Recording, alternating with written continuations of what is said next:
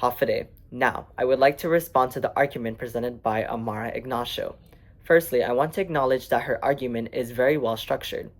However, there are some key assumptions in her reasoning that need to be questioned.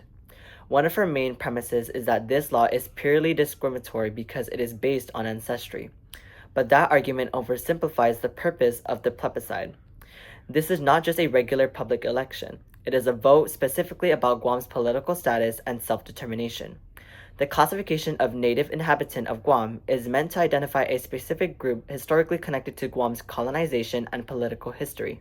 So, the issue is not just about discrimination. It is about whether that classification specifically serves as a legitimate purpose in this specific context.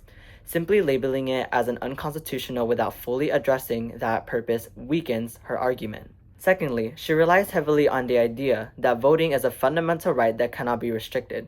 While that is true in general elections, this situation is quite different. Not every government vote is treated the same under the Constitution. The plebiscite is more limited in scope, and the government may have more flexibility in determining who participates, especially if the goal is to reflect the voice of a specific group. Additionally, she references the Supreme Court case Rice versus Cayetano as a direct comparison. However, that comparison is not as strong as it seems.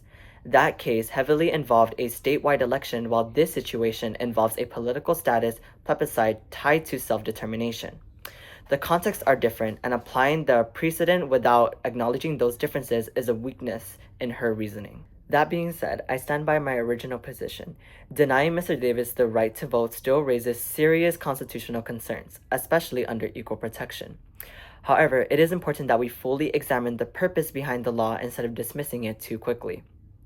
In conclusion, while opposing counsel Amarah Ignacio raises important points, her argument does not fully address the complexity of this issue. For that reason, her reasoning is incomplete. Thank you.